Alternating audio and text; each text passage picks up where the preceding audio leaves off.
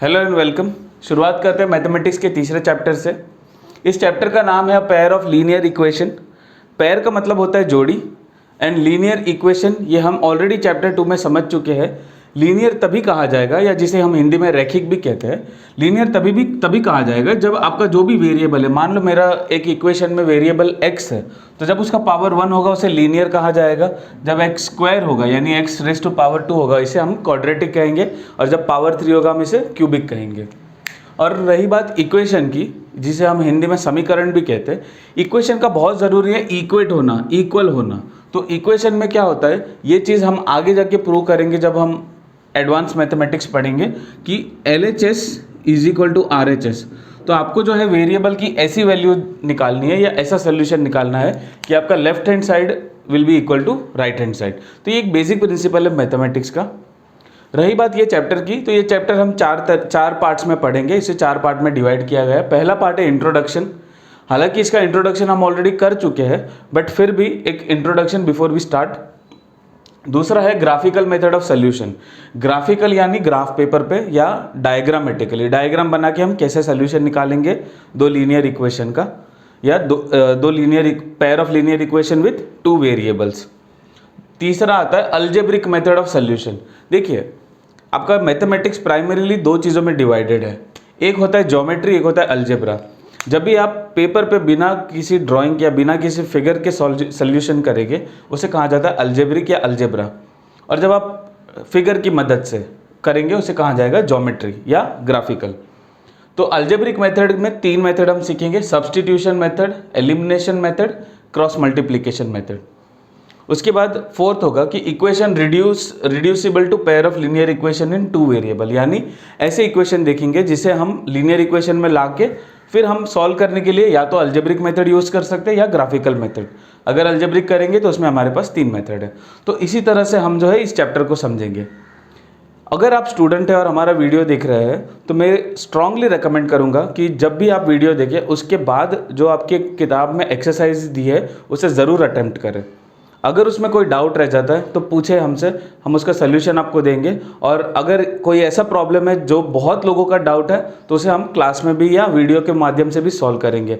But जैसे ही आप ये वीडियोस ख़त्म करते हो प्लीज़ अपनी टेक्स्ट बुक लेके, अगर तो आप स्टूडेंट है तो प्लीज़ अपनी टेक्स्ट बुक लेके उसका सल्यूशन या उसकी कोशिश ज़रूर करें, उसे अटेम्प्ट ज़रूर करें। बिकॉज जब आपको समझ में आ जाएगा उसके बाद आप अटेम्प्ट करोगे तो बहुत कम चांस है कि आपको इसमें कोई डाउट रहेगा। तो चलिए शुरू करते हैं इंट्रोडक्शन से, हमारा तीसरा chapter pair of linear equations. तो देखिए ऐसी सिचुएशन काफ़ी बार हमारी लाइफ में आती है, काफ़ी बार हम इसे देखते हैं। तो यहाँ पर एक सिचुएशन दी गई है कि एक लड़की, जिसका कोई भी XYZ नाम ले लीजिए, आपकी बुक में उसका नाम अखिला लिखा है, वो फेयर में जाती है। फेयर यानी मेला। वो मेले में जाती है तो मेले में वो देखती है कि 2 चीज़ें हैं, जाइंट व्हील और हुपला। हुपला यानी हम जो रिंग फेंक के, जो भी जिस पे भी हमारा रिंग है और वो सामान हमारा, उसे कहते हैं हुपला। उस गेम को कहते हैं हुपला। और जाइंट व्हील यानी वो बड़ी सी जो आपकी व्हील होती है जिसमें हम बैठ के काफ़ी हाइट से देख सकते हैं। तो देखिए जब भी आप मैथमेटिक्स का क्वेश्चन पढ़े तो आपको ये सीखना पड़ेगा कि बाकी की अननेसेसरी डिटेल आप फिल्टर आउट कीजिए एंड ये तरीके से आप क्वेश्चन पढ़िए। यानी आपके काम की कौन सी चीज़ है सिर्फ उन्हें ही ध्यान रखिए, बाकी सब आप इग्नोर कीजिए। तो एक लड़की है, गर्ल, फेयर में जाती है, जाइंट व्हील और हुपला है उस फेयर में। जितनी बार उसने हुपला खेला है वो जाइंट व्हील का आधा है, it is half. Giant wheel की कीमत है 3 रुपये, हुपला की कीमत है 4 रुपये, टोटल उसने 20 रुपये खर्चे है। बताइए कितनी बार वो जाइंट व्हील में बैठी, कितनी बार हुपला में बैठी। तो ये जो टाइप के क्वेश्चन है, याद रखना, ऐसे क्वेश्चन पढ़िए कि आप उसे आसानी से फिल्टर आउट कर सकते हैं, आप उसे आसानी से सॉल्व कर सकते हैं। देखिए आधा क्वेश्चन तो आपके दिमाग में ही सॉल्व हो जाएगा। जैसे ही आप धीरे धीरे स्टार्ट करेंगे पढ़ना, वो भी इंपॉर्टेंट डिटेल्स के लिए, इतना मान लीजिए कि आधा क्वेश्चन सॉल्व हो चुका है। वो कहावत है ना कि first blow is half the battle, वैसी ही बात है।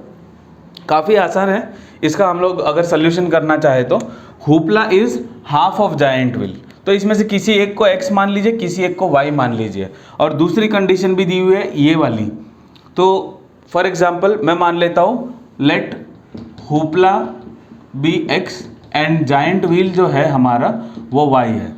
यहाँ ध्यान रखिएगा कि कौन हाफ है, हुपला हाफ है किसका, जायंट व्हील का। मतलब जितनी बार उसने हुपला खेला उससे 2 गुना ज़्यादा उसने जायंट व्हील खेला या जायंट व्हील पे बैठी है। तो इसका ज़रूर ध्यान रखिए, ये लैंग्वेज समझिएगा। तो हुपला इज अ हाफ, यानी x हमारा y का हाफ है। तो पहला इक्वेशन क्या बनता है, y is equal to x upon 2। इसका मतलब है जब हुपला को आधा किया जाए तब एक जायंट व्हील बनेगा। ये आपको अच्छे से समझना है। ये हो गया आपका इक्वेशन नंबर 1, इसको रख दीजिए साइड में। अब देखते हैं जायंट व्हील कितने रुपए का है, 3 रुपए का है। तो जायंट व्हील 3 रुपए का है, तो 3 मल्टीप्लाई बाय वाई, कितनी बार बैठी है, y टाइम, तो कितना रुपए हुआ, 3y।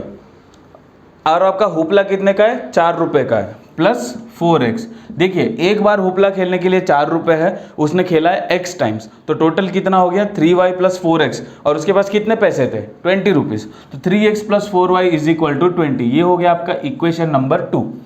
अब देखिए यहाँ पर y का वैल्यू दिया गया है x अपॉन 2। इसी को यहाँ पे हम लोग क्या करेंगे, सब्सटीट्यूट करेंगे। ये आपका एक मेथड है सब्सटीट्यूशन मेथड, जो हम आगे भी सीखेंगे, बस अभी के लिए इसका सोल्यूशन लाते हैं। तो 3 into x upon 2 plus 4x is equal to 20। मैंने कुछ नहीं किया है, बस y की जगह x अपॉन 2 डाल दिया है। तो ये क्या हो जाएगा, 3x upon 2 plus 4x is equal to 20। अब दोनों ही x की टर्म है, अब इस दोनों टर्म को हम सॉल्व करते हैं। तो ये क्या हो जाएगा, 3x, ये 2 जो है यहाँ पे मल्टीप्लाई हो जाएगा, ये बन जाएगा 8x इज इक्वल टू, ये जो अपॉन 2 इज इक्वल टू 20। अब ये 2 यहाँ चला जाएगा, तो 11x इज इक्वल टू 22। तो x इज इक्वल टू 2। जब x 2 है तो y क्या हो जाएगा, अगर आपका x 2 आ रहा है आंसर, तो y का आंसर क्या आ जाएगा, इसमें यहाँ मल्टीप्लाई हो जाएगा, y हो जाएगा 4। तो यानी कि हुपला वो 2 बार खेली है और जायंट व्हील वो 4 बार बैठी है। तो आपका करेक्ट आंसर है 2 और 4। और आप अगर इसे ट्राई कीजिए तो 3y यानी 3 मल्टीप्लाई बाय 4, तो 3 4 ज़ा 12 प्लस 4 2 ज़ा 8 इज इक्वल टू 20। आपका इक्वेशन जो है ये सेटिस्फाई कर रहा है। तो इसी को कहा जाता है इक्वेशन। और ये मैंने आपके सामने इसीलिए इंट्रोडक्शन में सॉल्व किया, ताकि आप भी उसी लाइन में सोचें जिस लाइन में आपको सोचना है, जिससे आपको सोल्यूशन मिलेगा। तो आइए स्टार्ट करते हैं हमारे पहले पॉइंट से, जो है ग्राफिकल मेथड ऑफ सोल्यूशन। चलिए आइए आगे देखते हैं ग्राफिकल मेथड इसे सॉल्व करने का। तो देखिए पॉलिनोमियल जब चैप्टर कर रहे थे तब मैंने आपको इंट्रोडक्शन दिया था। अगेन मैं सेम चीज़ रिपीट करूंगा। अगर आपने वो पहला वाला मैथमेटिक्स का चैप्टर नहीं देखा है तो ज़रूर देखिएगा। उसमें ये ग्राफिकल मेथड हम ऑलरेडी सॉल्व भी कर चुके हैं, हम डिस्कस भी कर चुके हैं। ग्राफिकल मेथड काफ़ी ईजी है, मेरी मानिए तो बहुत ईजी मेथड है, क्योंकि इसमें आपको कुछ नहीं करना है। आपको क्या करना है, एक ग्राफ पेपर लेना है या एक नॉर्मल आपका जो A4 शीट है वो लेना है, उसमें आपको मार्किंग करना है। ये हो गया आपका x एक्सिस, ये हो गया आपका y एक्सिस। ठीक है, x एक्सिस जो है आपका हॉरिजॉन्टल एक्सिस होता है, y एक्सिस जो है आपका वर्टिकल होता है। इसमें आपको मार्किंग करना है इसमें मार्किंग करना है 1 2 3 -1 -2 -3, ऊपर की तरफ 1 2 3, जितना भी आपका नंबर की आपकी रिक्वायरमेंट हो।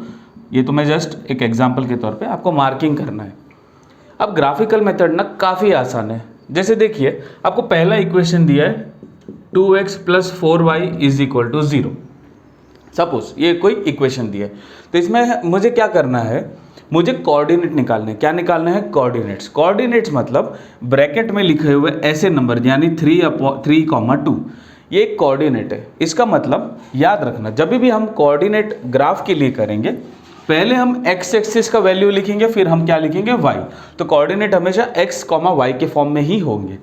और कोऑर्डिनेट क्या है, जैसे फॉर एग्जांपल आपका घर है मुंबई में, तो मुंबई का लोकेशन क्या है, 23 डिग्रीज नॉर्थ, 72 डिग्री ईस्ट। एक एग्जांपल ले रहा हूँ। तो कोऑर्डिनेट यानी लोकेशन। तो ये जो पॉइंट है 3,2, इसका यहाँ पर क्या लोकेशन है, तो x का वैल्यू क्या है, 3 है, +3, तो 3 तो ये हो गया। एंड y का वैल्यू क्या है, 2, तो देखिए यहाँ से 2 और यहाँ से 3, ये जो लोकेशन है ये इस पॉइंट का लोकेशन है। इसी कहा जाता है कोऑर्डिनेट। तो कोऑर्डिनेट, या जैसे हमारा लैटिट्यूड लॉन्गिट्यूड, आप मिलिट्री वाले मूवीज़ में भी देखते होंगे, एक वो ग्रीन कलर की लाइन बनती है और वो पॉइंट पे आके रुकती है, ये वही है। वही हो रहा है, इसे कहा जाता है कोऑर्डिनेट। तो जब ये कोऑर्डिनेट है, मुझे कुछ नहीं करना। अगर मुझे तो कोई ऐसा इक्वेशन दिया है, for example 2x + 3y is equal to या 2x + 4y is equal to 0, तो इसको सबसे पहले तो मुझे क्या करना है, मुझे इसको प्लॉट करना है। क्या करना है, मुझे प्लॉट करना है। कैसे प्लॉट करेंगे, काफ़ी आसान है। यहाँ पर मैं x की पहले वैल्यू लेता हूँ, लेटर से x इक्वल टू 1, तो 2 × 1 + 4y इज इक्वल टू 0, तो 2 + 4y is equal to 0, y is equal to -2/4, that is nothing but -1/2। तो पहला कोऑर्डिनेट क्या मिला, 1, -1/2 ऐसे लिखा जाएगा। x का जो आपने एज्यूम किया है वो वैल्यू एंड y का जो आपको मिला है। चलिए इसको प्लॉट करते हैं। x इज इक्वल टू 1, तो x एक्सिस पे +1 यहाँ आ रहा है, y -1/2 यानी -½ तो पहला कोऑर्डिनेट मुझे यहाँ मिला। दूसरा वैल्यू मैं x का ले रहा हूँ, वो मैं ले रहा हूँ 0, तो जब मैं x 0 लेता हूँ तो 4y इज इक्वल टू 0, तो y भी इज इक्वल टू 0 ही आ रहा है। क्यों, क्योंकि ये पूरा 0 हो जाएगा, 4y is equal to 0। Any number 0 को किसी भी नंबर से डिवाइड करोगे तो आपको 0 ही मिलेगा। तो दूसरा पॉइंट आ रहा है ये बीच वाला पॉइंट, बस दोनों को ज्वाइन कर तो मेरी लाइन बन गई। इसी इक्वेशन को मैं क्या कहूँगा, यहाँ पे ब्रैकेट में लिख दूंगा या साइड में लिख दूंगा 2x + 4y is equal to 0। वैसे ही दूसरा इक्वेशन अगर मुझे मिलता है और उसकी सपोज लाइन ऐसी खींचती है, तो बस यहाँ पे इंटरसेक्ट किया, ये आ गया इसका सोल्यूशन। अब इसको देख लो, 1 में ये 1 है और ये -1 है, तो इसका सोल्यूशन 1, -1 आ जाएगा। ये जस्ट एक एग्जांपल है, ऐसे ही आपको ग्राफिकल मेथड से सॉल्व करना है। तो आइए एक लाइव एग्जांपल के साथ, एक न्यूमेरिकल के साथ ये मेथड सीखते हैं। चलिए एक क्वेश्चन देखते हैं कि रोमिला ने 2 पेंसिल 3 इरेजर खरीदे 9 रुपीज़ के लिए, सोनाली ने 4 पेंसिल 6 इरेजर खरीदे 18 रुपये के लिए। तो इसको रिप्रेजेंट कीजिए। देखिए काफ़ी सिंपल है, 2 का डबल 4, 3 का डबल 6, 9 का डबल 18। ये स्ट्रेट फॉरवर्ड बता रहा है कि ये दोनों सेम ही है, इक्वल ही है, बस उसका डबल हो गया है। फिर भी देख लेते हैं। तो इसको जब रिप्रेजेंट करना है तो कैसे करेंगे, let us say pencil is equal to x, number of cost of pencil, कितने रुपए की पेंसिल आई, x है, एंड इरेजर क्या है आपके, y है, तो 2x क्यों, 2 पेंसिल खरीदिए, बट एक पेंसिल कितने रुपए की है, 1 pencil is for x rupees, so इसीलिए 2x हो जाएगा। तो 2x + 3y is equal to 18, ये हो गया equation number 1, and 4x + 6y यानी 4x + 6y is equal to 18। यहाँ गलती से मैंने 18 लिख दिया था, यहाँ 9 होना चाहिए था। तो 2x + 3y is equal to 9 and 4x + 6y is equal to 18। तो आइए इसको ट्राई करते हैं, इसको रिप्रेजेंट करने का।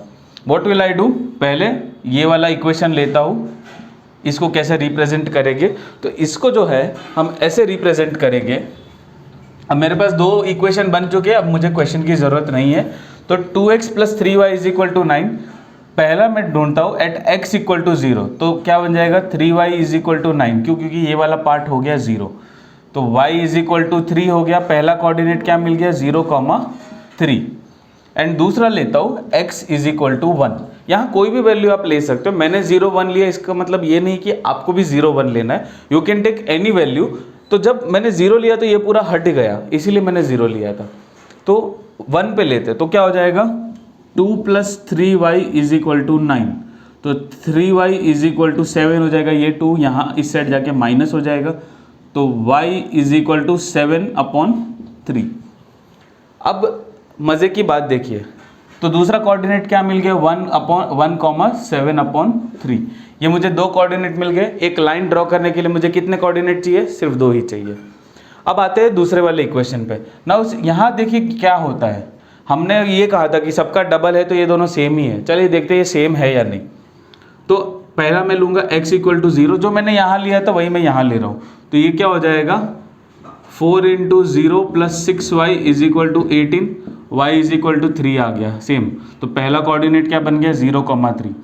चलिए x इक्वल टू 1 भी लेके देख लेते हैं, x इक्वल टू 1, तो 4 × 1 ये वाला इक्वेशन कर रहा हूँ, 4 × 1 + 6y इज इक्वल टू 18, तो 6y इज इक्वल टू 18 - 4 कितना होता है, 18 - 4 होता है 14, तो y इज इक्वल टू 14/6 2 3 ज़ा 6, 2 7 ज़ा 14, आंसर आ गया 7/3। तो दूसरा कोऑर्डिनेट क्या मिल गया 1,7/3। जब आप इसको ग्राफ में रिप्रेजेंट करेंगे 0,3 आपका पहला हो जाएगा, तो ये आपका 0 है एक्स एक्सिस, वाई का आपका 3 यहाँ आएगा, और दूसरा पॉइंट है 1,7/3। तो ये देखिए इसको कैसे किया जाता है, 3 2 ज़ा 6.3, यानी y 2.3 के आसपास है। तो x आपका 1 है और y कितना है 2.3, तो यहाँ कहीं है। तो ये लाइन जो है ऐसा आएगा, और दोनों का सेम ही लाइन आएगा क्योंकि दोनों इक्वेशन सेम ही है, बस उसमें वैल्यूज़ डबल कर दी गई है। तो आप एक और चीज़ सीखे कि इवन दो आपने पूरे सबको 2 से मल्टीप्लाई किया तब भी ग्राफिकली वो सेम ही लाइन है, अलजेब्रिकली भी सेम ही है। जब आप उसको 2 से डिवाइड करोगे, रिड्यूस करोगे, तो ये यही लाइन आएगा। तो ऐसे होता है इसका रिप्रेजेंटेशन एंड ऐसे होता है सोल्यूशन। अगर इसी में दो रहते तो दोनों का जो इंटरसेक्शन है, दोनों जहाँ मिलते हैं, वो होता मेरा आंसर या सोल्यूशन। चलिए ये ज्योमेट्रिकल या ग्राफिकल मेथड में एक काफ़ी इंटरेस्टिंग एग्जाम्पल लेते हैं। क्वेश्चन दिखने में छोटा है बट क्वेश्चन काफ़ी इंपॉर्टेंट है। देखिए लिखा है half the perimeter of a rectangular garden whose length is 4 metre then its width is 36 metre, find dimension of garden. सबसे बड़ा प्रॉब्लम और सबसे इम्पॉर्टेंट चीज़ कि आधे स्टूडेंट्स को क्वेश्चन समझ ही नहीं आता। अगर क्वेश्चन आपको समझ में नहीं आएगा, क्वेश्चन आप ध्यान से 2 बार 3 बार नहीं पढ़ोगे तो आप उसे सॉल्व नहीं कर पाओगे। देखिए मेरा पर्सनल एडवाइस है कि चाहे आपने वो क्वेश्चन एग्ज़ाम में आप बैठे हो, चाहे वो क्वेश्चन 1000 बार आपने सॉल्व किया हो, हालांकि कोई 1000 बार नहीं करता, बट अगर आपने बहुत बार सॉल्व किया है तब भी उस क्वेश्चन को 2 से 3 बार ज़रूर पढ़िए। Take it easy, board exam में टाइम ज़रूर मिलेगा, स्पेशली मैथमेटिक्स जैसा सब्जेक्ट में आपको टाइम मिलेगा। हाँ, मैं उल्टा बोल रहा हूँ कि टाइम मिलेगा, क्योंकि अगर आपकी तैयारी प्रॉपर है, आपने सारे कॉन्सेप्ट्स आपको पता है, यही तो हमारी कोशिश है कि कॉन्सेप्ट्स आप तक पहुँचाया जाए। If your concepts are clear, then I don't see any reason why you should not get time in your exam. Okay, so read the question properly and start from the points where you know for sure. See, if I read this question, half the perimeter of rectangular garden whose length is 4 meter, then its width is 36 meter, find dimension. Even if I don't understand anything, मुझे एक चीज़ ज़रूर पता है कि यहाँ क्या लिखा गया, rectangular garden. If I don't know anything, मैं स्टिल क्या करूँगा, एक रेक्टेंगल शेप का गार्डन बना दूंगा। तो पहला मुझे पता चला कि ये गार्डन जो है रेक्टेंगल है। ओके, अब ये क्या कहता है, देखिए क्वेश्चन में जब भी कॉमा आ रहा है ना, when ever you get comma in the question, यहाँ पे आपका क्वेश्चन ब्रेक हो रहा है। ब्रेक मतलब इतना बता के वो लोग ने रोक दिया है, now they are saying something else. तो ऑलवेज रीड जो कॉमा के बीच में है सेपरेटली। इसमें लिखा है length is 4 metre more than width. What it says, let the length of the rectangle be x, let the breadth of the rectangle be y. Now it says length is how many meter, 4 meters more, which means when you subtract breadth from the length, जब आप length में से breadth को minus करोगे कितना metre बचेगा, 4। ये क्या बन गया, ये मेरा पहला इक्वेशन बन गया। तो पहला इक्वेशन तैयार है। दूसरा इक्वेशन है half the perimeter is 36 metre. अब पेरीमीटर क्या होता है, पेरीमीटर मतलब सपोज मैं यहाँ से शुरुआत करता हूँ, मैं ऐसे ऐसे ऐसे ऐसे आता हूँ, तो इसको कहा जाएगा perimeter. In other words perimeter is the sum of all the sides. अगर मुझे ट्राइंगल का पेरीमीटर निकालना है तो ये साइड प्लस ये साइड प्लस ये साइड, रेक्टेंगल का निकालना है तो ये साइड प्लस ये साइड प्लस ये साइड प्लस ये साइड, वैसे ही सारे साइड का अगर हम जोड़ते हैं उसे कहा जाएगा पेरीमीटर। रिमेंबर, जब बात सर्कल की आती है तो उसे पेरीमीटर नहीं, हम सरकमफरेंस कहते हैं। क्यों? क्योंकि वो सर्कुलर पार्ट में है। तो खैर जब सर्कल या वो सब आएगी तब हम आगे का आगे देखेंगे, अभी फोकस करते हैं। यहाँ लिखा हुआ है half the perimeter is 36 metre. तो देखिए पेरीमीटर यानी ये साइड x है, ये साइड y है, ये साइड x है और ये साइड y है, यानी x plus y plus x plus y कितना होना चाहिए, 72 मीटर्स। क्यों 72? उसका डबल।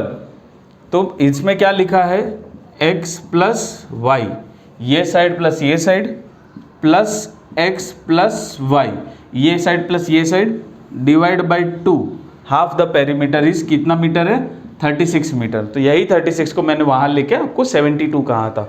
तो यहाँ क्या हो जाएगा, 2x plus 2y is equal to 72। ये 2 जो है वहाँ मल्टीप्लाई हो जाएगा। मैं 2 कॉमन निकाल रहा हूँ, x plus y, is equal to 36। ये हो गया, ये बन गया मेरा इक्वेशन नंबर 2। तो पहला इक्वेशन क्या है, x minus y is equal to 4। दूसरा इक्वेशन क्या है, x plus y is equal to 36। अब मुझे दो इक्वेशन बन गए, अब मुझे क्वेश्चन की ज़रूरत नहीं है। चलिए फटाफट इसे ग्राफ में प्लॉट करते हैं और निकालते हैं इसका आंसर। मुझे दो इक्वेशन मिल चुके हैं, मुझे अभी क्वेश्चन की ज़रूरत नहीं है। पहला इक्वेशन था x minus y is equal to 4, दूसरा इक्वेशन था x plus y is equal to 36। Solution आपको पता है, पहले x को 0 मानिए, y का वैल्यू निकालिए, फिर x को 1 मानिए, y का वैल्यू निकालिए। मैं 0 और 1 इसलिए लेता हूँ क्योंकि ये काफ़ी छोटे नंबर है। आप कोई भी नंबर ले सकते हो, जैसे मैंने पहले कहा, आप नेगेटिव नंबर भी ले सकते हो, आपका आंसर सेम ही आएगा।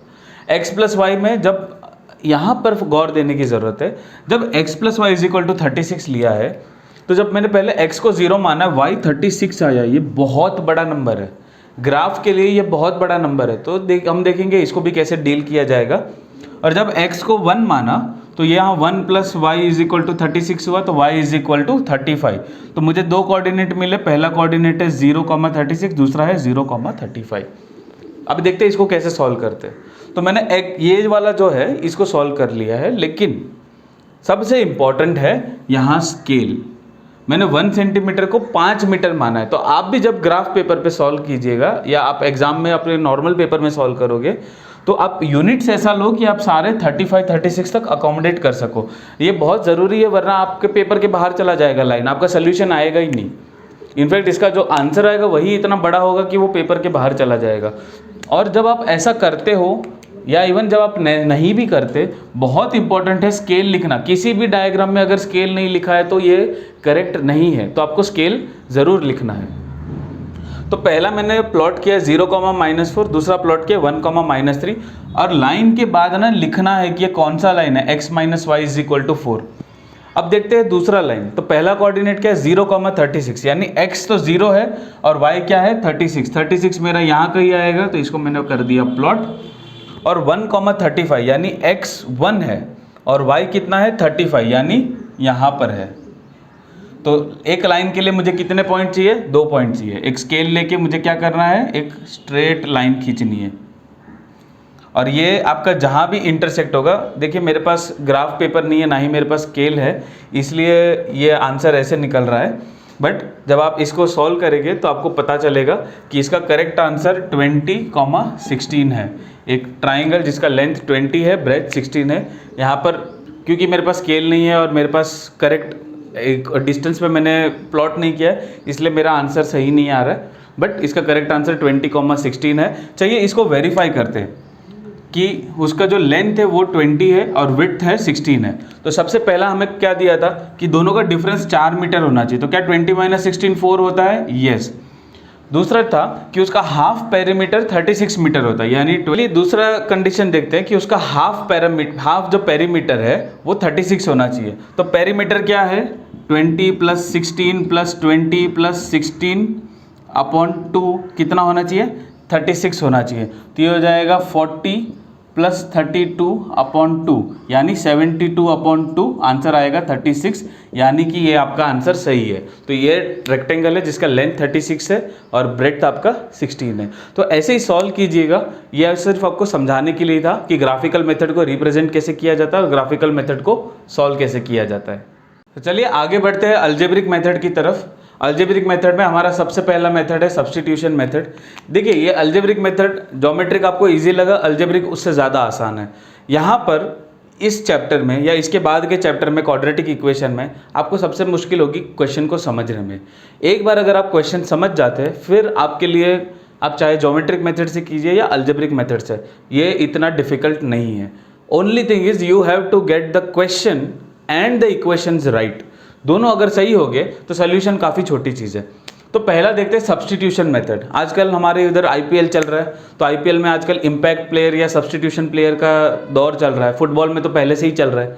तो यही है, यहाँ पे क्या करना है, एक वेरिएबल को दूसरे वेरिएबल की भाषा में सब्स्टिट्यूट करना है। काफ़ी सिंपल एग्जाम्पल में समझाता हूँ। जैसे कि पहला इक्वेशन है 2x + 4y = 8, और मुझे दूसरा इक्वेशन दिया गया है x = y/2। तो ये तो मैंने ऑलरेडी वो पहले वाला जो अखिला वाला क्वेश्चन था जिसमें वो होपला और जाइंट व्हील जाती है, उसमें करके भी दिखाया था। जब आपको पता है कि x का वैल्यू जो है वो y/2 है, तो बस यहाँ पर आपको सब कुछ y के फॉर्म में, तो 2 multiply by y/2 plus 4y is equal to 8 लिख देना है। ये दोनों हो गया cut, 5y is equal to 8, y is equal to 8/5।